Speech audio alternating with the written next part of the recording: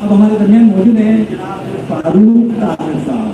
फारूक ताहिर साहब मोहताज तारुफ नहीं है, और आपको यही बता दूं कि उनकी कई किताबें हैं जो उन्होंने तालीम के बारे में, बच्चों के कैरियर गाइडेंस के बारे में उन्होंने लिखी हैं। और वो एक मोटिवेशनल स्पीकर भी हैं, एक उस्ताद भी हैं, एक सहाफ़ी भी हैं। और सबसे अच्छी बात है कि आप सहाफ़ी हो जाएं, बहुत बड़े डॉक्टर हो जाएं, मोटिवेशनल स्पीकर हो जाएं, लेकिन अगर आप अच्छे इंसान नहीं हैं तो कुछ भी नहीं है। लेकिन फारूक ताहिर साहब अच्छे इंसान भी हैं, तो मैं वेलकम करता हूँ फारूक ताहिर साहब।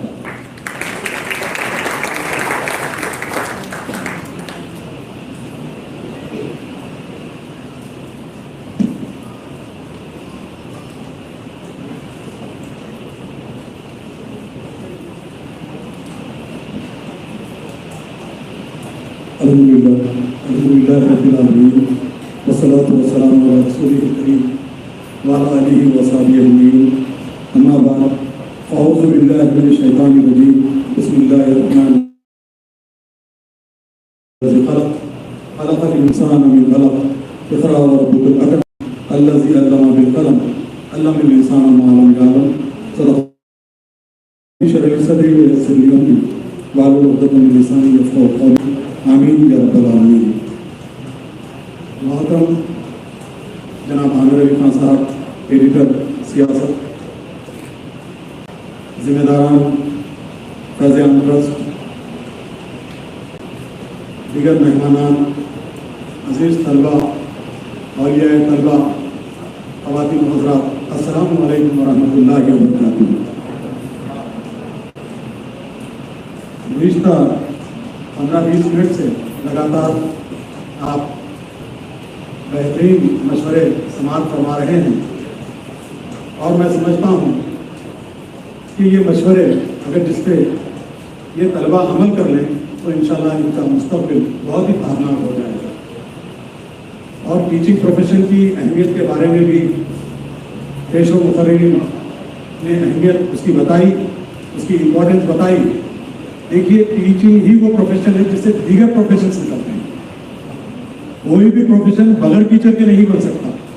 तो टीचिंग आज देखते हैं मुसलमानों का ज़बू हाली का मामला ये है, मुसलमानों ने इदारे कायम कर लिए, बड़े बड़े कॉलेजेस इनके पास हैं, मेडिकल कॉलेजेस हैं, इंजीनियरिंग कॉलेजेस हैं, डिग्री कॉलेजेस हैं, और टीचिंग के एजुकेशन के कॉलेजेस हैं, लेकिन इनके पास बेहतर टीचर नहीं है, जिसकी वजह से जो नतायज वो चाहते हैं वो नतीजे उनको नहीं मिल रहे हैं।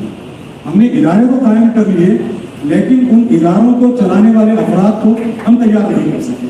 ये सबसे बड़ा हमारा अहम है। तो अजीज बच्चों, ये बहुत ही वज़नी बातें मैं आपके सरों पे नहीं डालूंगा। मैं बिल्कुल आपकी सतह की बातें करूंगा, जो बातें आपको समझ में आ जाए। सबसे अहम, मैं अपनी बात शुरू करने से पहले अभी जो सूरह 3 की तिलावत से प्रोग्राम का आगाज़ हुआ, और लक़द ख़लक़नल इंसाना फ़ी अहसनि तक़वीम, अल्लाह ने इंसान को बेहतरीन तक़वीम दी है, उसकी बेहतरीन उसकी खलक़त बनाई है। अब हम तालीम क्यों हासिल करते हैं, पढ़ते क्यों हैं? तो आज हमारे जहनों में ये बात आ गई है कि हम इंजीनियर बन जाएंगे, डॉक्टर बन जाएंगे, चार्टर्ड अकाउंटेंट बन जाएंगे, लॉयर बन जाएंगे, जर्नलिस्ट बन जाएंगे, टीचर बन जाएंगे। लेकिन हमारी ये पूरी प्लानिंग में कहीं ये बात शामिल नहीं है कि हमको नेक बनना है। हमको तालीम के जरिए से इंसानियत की जो सतह गिर गई है उसको बुलंद करना है। तालीम आप देखेंगे जितने भी एम्प्लॉयमेंट की जितनी भी बातें होती है, बेशक एम्प्लॉयमेंट एजुकेशन का हिस्सा है, लेकिन कंप्लीट एजुकेशन का हिस्सा नहीं है। एजुकेशन के लामहदूद फ़वाइद, अनगिनत इसके फायदे हैं, और इतने इनमेमोरेबल इसके फायदे हैं, अगर आपको काउंट करने बैठेंगे तो काउंट नहीं सकेंगे। उसमें का सबसे एक अदना सा जो एक फायदा है, वो फायदा है एम्प्लॉयमेंट। ये एक फायदा है। अगर आदमी डॉक्टर भी बन जाए, अच्छा इंसान नहीं बन सकता। अगर एक लॉयर भी बन गया, अच्छा इंसान नहीं बन गया। आप देखते हैं कि आज डॉक्टरों की हालत, अच्छे डॉक्टर तो हैं, लेकिन क्या करते हैं, 5000 की डायग्नोस्टिक का प्रिस्क्रिप्शन भी लिखते हैं जिसकी जरूरत नहीं होती। इसकी वजह क्या है? नेक बनना। तो आप जहाँ पे इस वक्त आप यहाँ पे बैठे हैं, ये आपकी जिंदगी का वाकई बहुत ही, ये ऐसे दोराहे पे, ऐसे चौराहे पे खड़े हैं जहाँ पे ठहर के आपको बहुत ज्यादा कंफ्यूजन होता है। आप अपने करियर को लेकर बहुत ज्यादा फिक्रमंद रहते हैं, और अक्सर पेरेंट्स को भी मैं देखता हूँ कि वालिदैन जो होते हैं औलिया तलवा बच्चों को वो काम कराते हैं जो बच्चों की ख्वाहिश नहीं होती, जो उनका टेस्ट नहीं होता।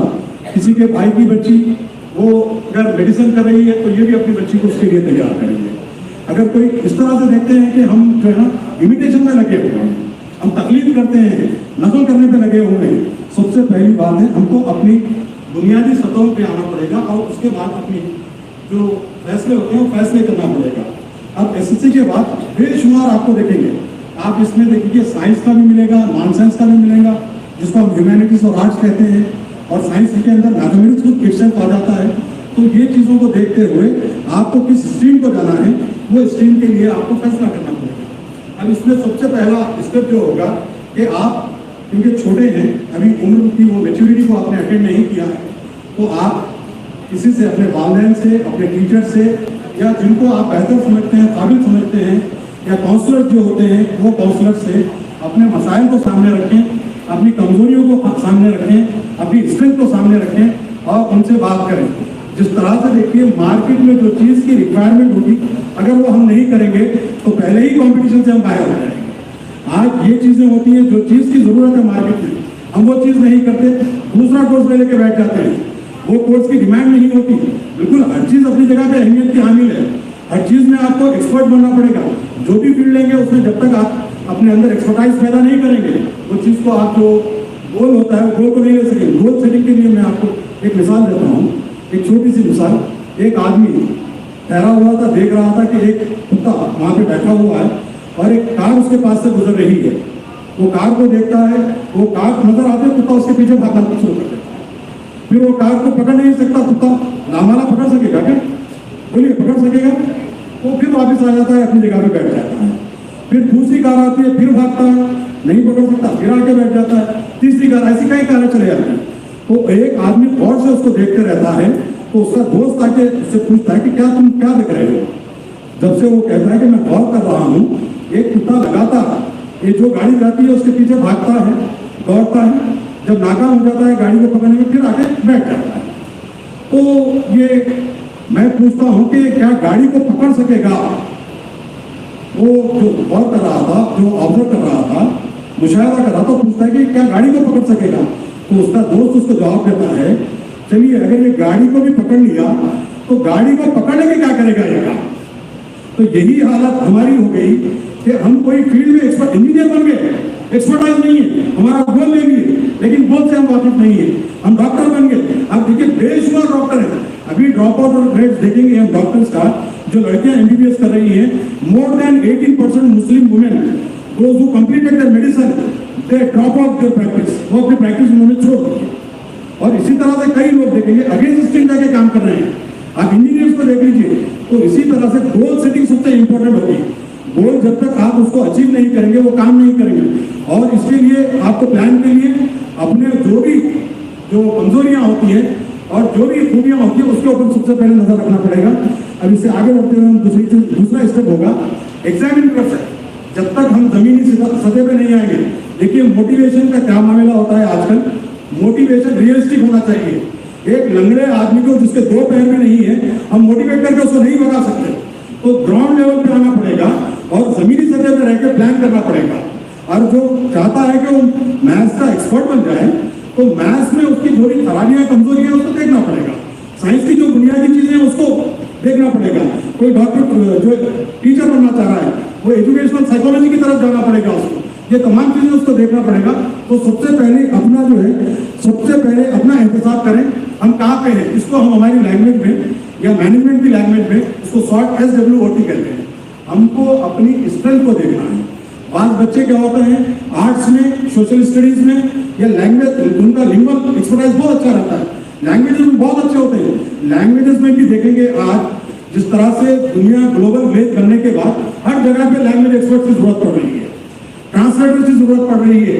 अरबिक पढ़ने वाले अगर वो इंग्लिश में भी थोड़ी सी एक्यूरेसी ला लेते हैं तो उनको बहुत ज्यादा जो है उनको भी कामयाबी मिल रही है। तो इसी तरह से पहले स्ट्रेंथ अपनी देखिए, कौन सी लैंग्वेज में अच्छे हैं, कौन से सब्जेक्ट में अच्छे हैं। उसके बाद वीकनेस, अपने अंदर की जो वीकनेस है उसको भी देखें, क्योंकि बाहर वाला आके आपकी कमजोरी को दूर करने वाला नहीं है।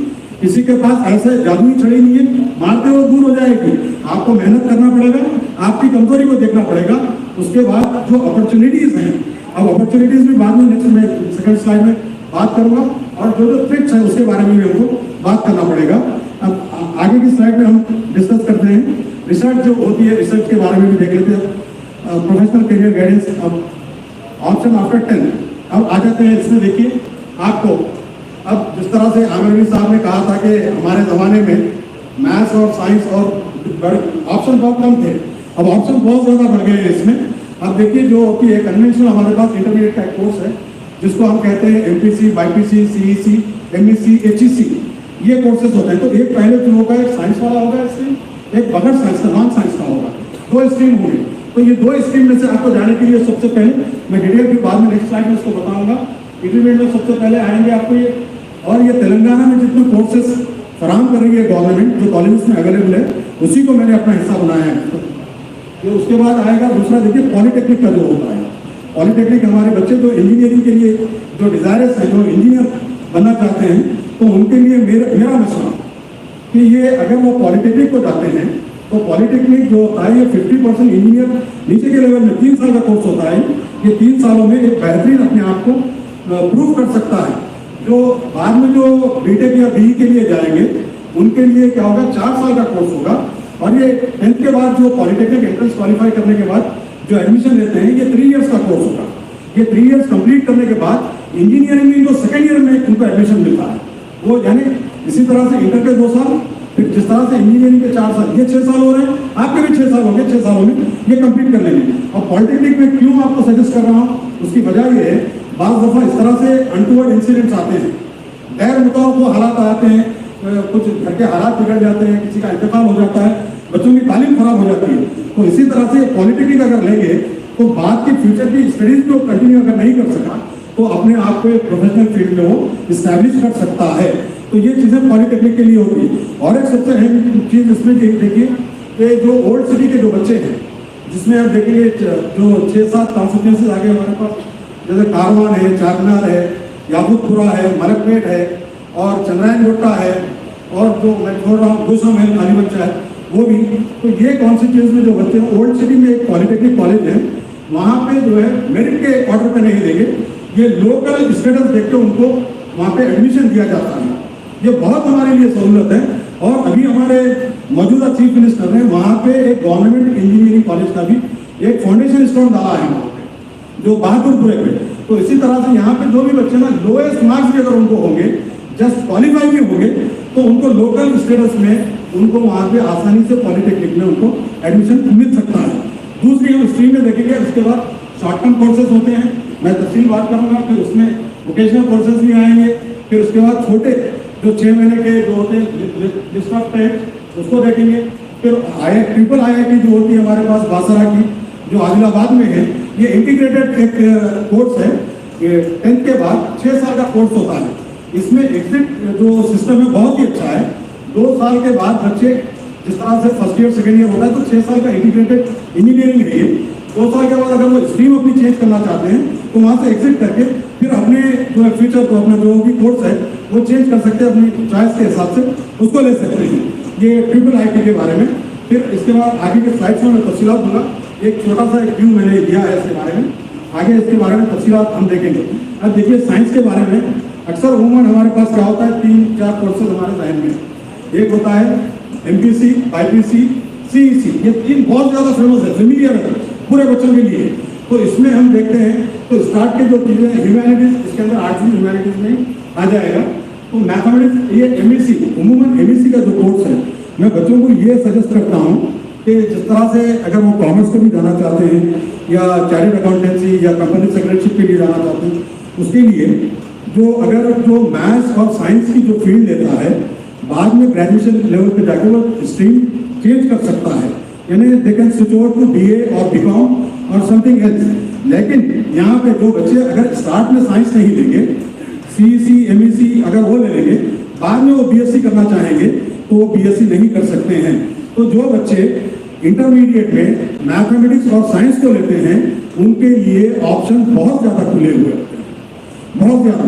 और मैथ का और फिजिक्स का तो बहुत ज़्यादा ब्राइट फ्यूचर है। मैं ये नहीं कहूँगा कि दूसरे सब्जेक्ट का ऐसा, हर सब्जेक्ट की अपनी अहमियत है। लेकिन उमूमन क्या होता है, अक्सर देखा जाता है कि अगर 6-7 क्लास से ही बच्चों का एप्टीट्यूड टेस्ट लेके उनकी जो इंटरेस्ट है, उनका एरिया ऑफ इंटरेस्ट, उसको चेक करना पड़ता है।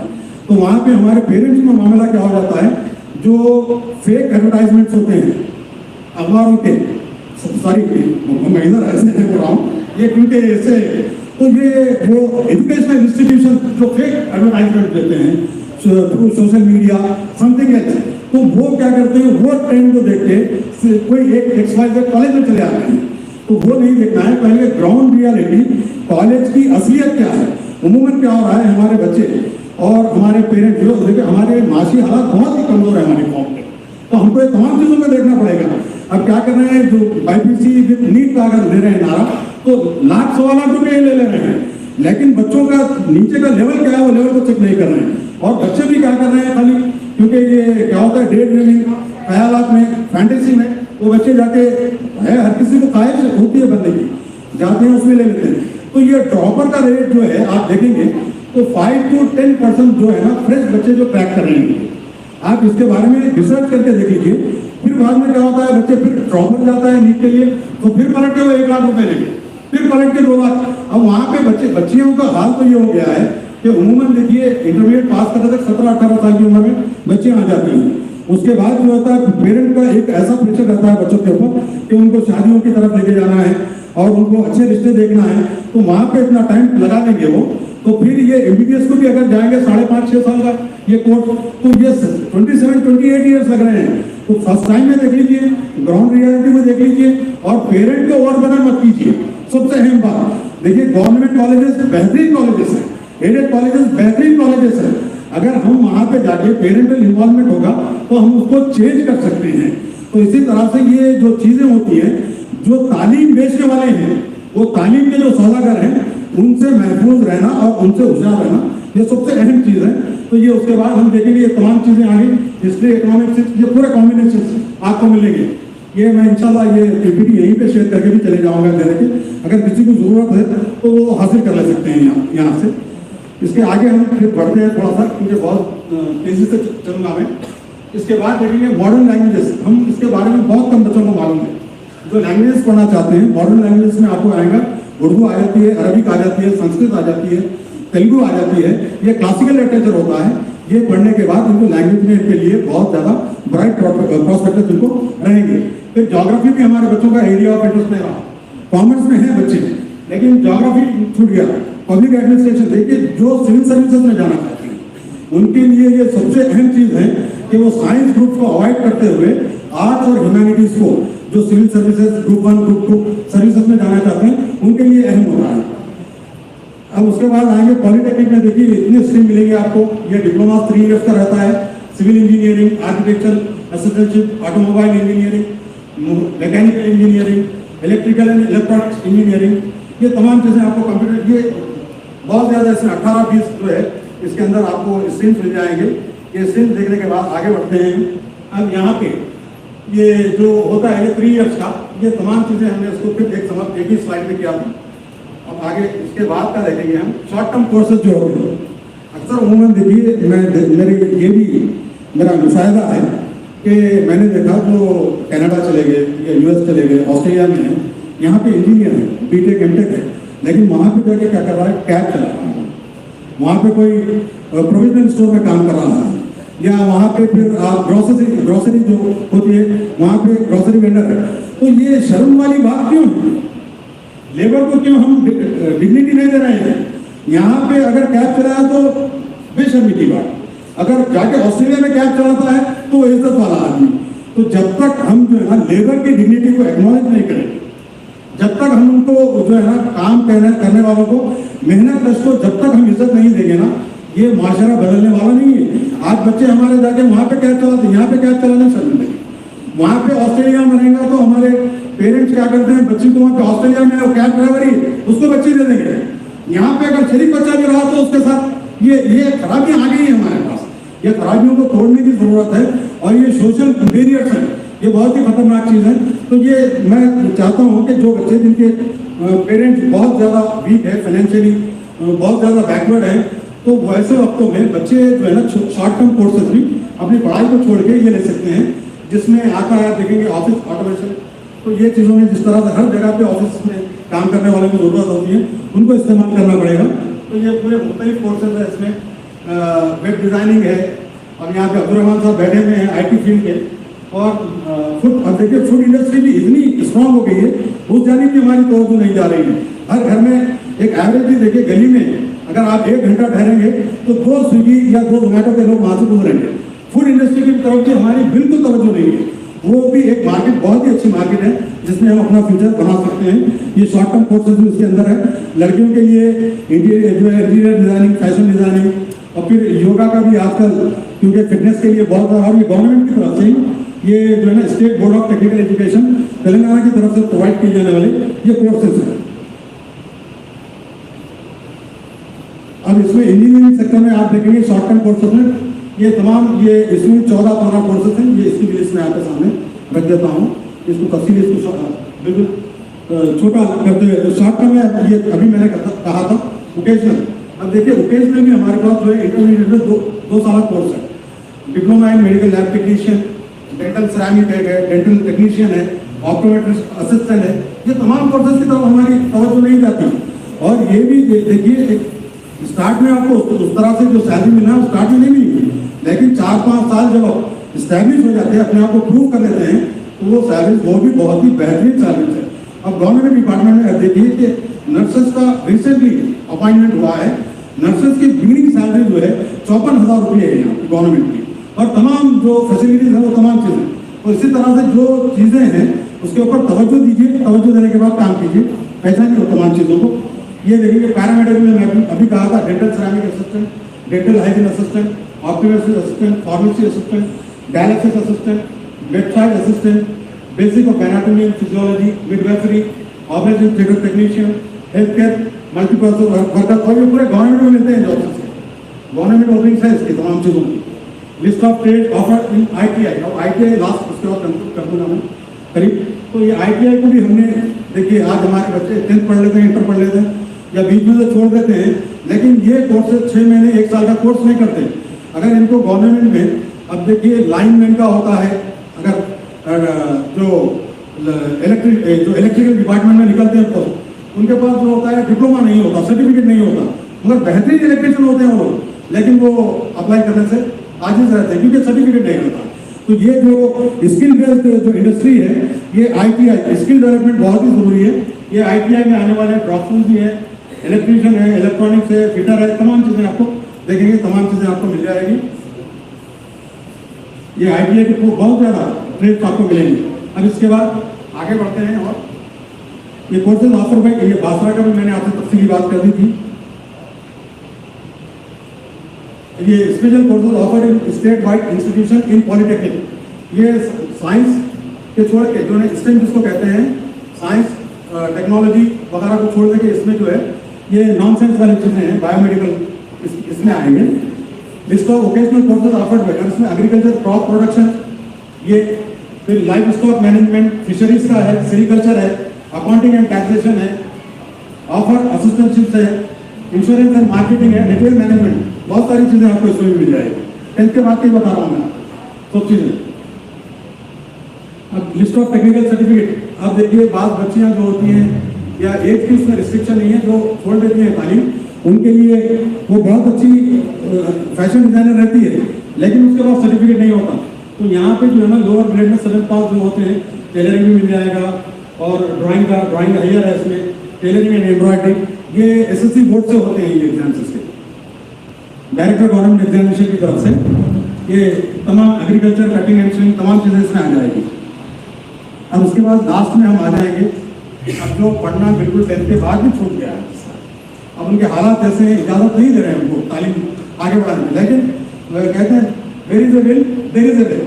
आपके अंदर वो भूख होना है, आपके अंदर वो ख्वाहिश होना है। जिस तरह से अभी मोहतरम आमिर अली खान साहब ने कहा था कि आपके अंदर अगर वो चिंगारी है और अगर आप उसको हवा देते हो तो शोला बनता है, तो वो चिंगारी अगर नहीं रहेगी तो वो चिंगारी बुझ जाएगी, कितनी भी हवा। तो आपके अंदर कामयाबी की ख्वाहिश होना है, कामयाबी की ख्वाहिश होगी तो आप हर रास्ते को खोल सकते हैं और अल्लाह ताला भी आपकी मदद करेगा, बिल्कुल जो मेहनत करते हैं।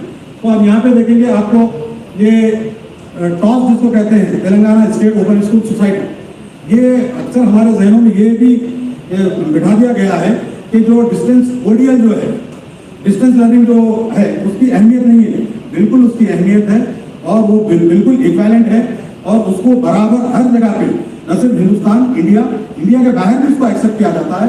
और जो टॉस जो क्वालिफाई करते हैं, इसमें सहूलियत ये है कि आपको इंटरमीडिएट में 1 साल के 6 सब्जेक्ट और 1 साल के 6 सब्जेक्ट, 12 सब्जेक्ट आपको होंगे, लेकिन इसके अंदर आपको 1 साल में खाली 5 सब्जेक्ट, 5 पेपर में और 5 पेपर लिख के आप अपना कोर्स कंप्लीट कर ले सकते हैं। इंटरमीडिएट आपको कंप्लीट हो जाएगा 5 पेपर खाली, तो उसमें आ जाएगा इतने सब्जेक्ट है, उसमें जो चाहे आप सब्जेक्ट ले सकते हैं। यहाँ पे मैंने बता दिया, यहाँ पे मैथ्स है, फिजिक्स है, केमिस्ट्री, बायोलॉजी, हिस्ट्री, ज्योग्राफी। और देखिए ये एफसेट के लिए भी ये काबिल कबूल है और इसके अलावा नीट के लिए भी काबिल कबूल है और जितने भी टेक्निकल कोर्सेज हैं साइंस के, मैथ्स के, उसके भी लिए ये सर्टिफिकेट काबिल कबूल है। अब इसके अंदर क्या होता है, आपको 5 सब्जेक्ट में जो होता है, ग्रुप ए में 2 लैंग्वेज लेना पड़ेगा और ग्रुप बी में 3 ऑप्शन होते हैं। ऑप्शनल आप अपनी मर्जी से, जिस तरह से भी कहा था, मैथ्स के साथ फिजिक्स नहीं लेना चाह रहे मत लीजिए, मैथ्स नहीं चाह रहे, कोई भी अपनी मर्जी के 3 सब्जेक्ट लेते हैं। तो उसमें जो है ना करीब जो है 120 सब्जेक्ट उसके अंदर बैठे हुए, उसमें तो कौन सी भी अपनी मर्जी का, लेकिन आपको सब्जेक्ट ऐसे चूज करना है जो आगे जाके वो कॉम्बिनेशन आपके लिए काबिल कबूल हो। बीए करना चाह रहे तो सपोर्टिव हो, बीएससी हो तो वो सपोर्टिव हो, इंजीनियरिंग के लिए वो सपोर्टिव हो। उस तरह से आपको स्ट्रीम को चूज करना है, तब ये आपका काम कामयाबी की तरफ जाएगा। तो अजीज बच्चों, मैं ये कहना चाहता हूँ आपसे कि देखिए, एक वाक़या सुना के मैं अपनी जगह ले लूँगा कि एक बड़े वलीउल्लाह थे, बहुत ही नेक इंसान थे। तो उनके पास एक आदमी गया, जाके बोला कि मैंने सुना है कि आपके पास एक ऐसी अशरफी है कि वो अशरफी आप जिसको भी दे देंगे वो कामयाब हो जाएगा और उसके पास कामयाबी चलते हुए आ जाएगी और उसको सुकून, हर चीज़ उसको मिल जाएगी, सुकून, दौलत, हर चीज़ उसको मिल जाएगी। तो वो बुजुर्ग कहते हैं, बिल्कुल मेरे पास अशरफी है, लेकिन उसके लिए शर्त ये है कि रात उनको मेरे पास गुजारनी पड़ेगी, मेरे कमरे में मेरे साथ ही रहना पड़ेगा, शब बसरी यहाँ पे करनी पड़ेगी। तो रात में वहीं पे रहते हैं, वो बुजुर्ग के साथ हजरत आराम करते हैं। अब रात भर अब वो परेशानी में नहीं आती, अशरफ से आरास्ता कर दे और तालीम के जरिए से दूसरों तक भलाई ये जो मिल रही है आपको, ये भलाई आपको दूसरों तक पहुंचाना है। आज हमने भलाई के ऊपर मोनोपोली कर ली है, कामयाबी मिलकर रख लेते जमे ले लेके, वो कामयाबी शेयर नहीं करते हैं तमाम दूसरों से। इसकी वजह से आज हम पसमानदा है। देखिए, सबक कुछ और है जिसको तू खुद समझता है, सबक कुछ और है जिसको तू खुद समझता है। जवाल बंदे मोमिन का बेहतरी से नहीं, बेहतरी ये पैसा नहीं होना ये नहीं है, लेकिन हमारे पास जो है लगन जुस्तजू में कमी आ गई है, ईमान में कमजोरी आ गई है, जिसकी वजह से आज हम पसमानदा हो रहे हैं। अल्लाह रब्बुल इज्जत आपको दुनिया और आखिरत की तमाम भलाइयों और कामयाबियों से नवाजे। जज़ाकल्लाह।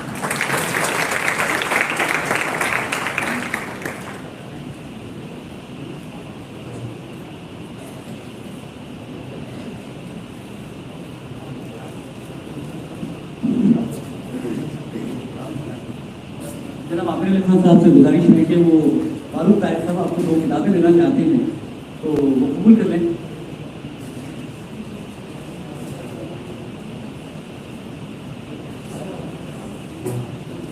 फारूक ताहिर साहब माहिर तालीम हैं और बच्चों की नफसियात से बहुत अच्छी तरह वाकिफ भी हैं और उन्होंने जो किताबें लिखी है वो पेश कर रहे हैं जनाब आमिर खान साहब मुझे सियासत को।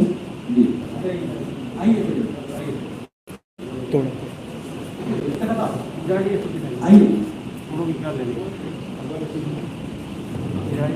नहीं परवान लाइव चल रहा है।